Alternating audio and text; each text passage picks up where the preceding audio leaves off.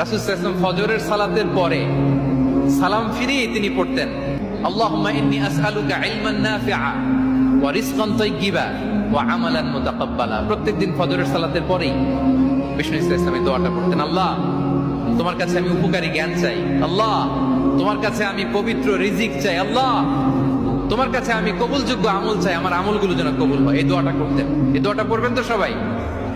বিষ্ণু ইসলাম নিজে পড়তেন সকালবেলা, একেবারে দিনের শুরুতেই।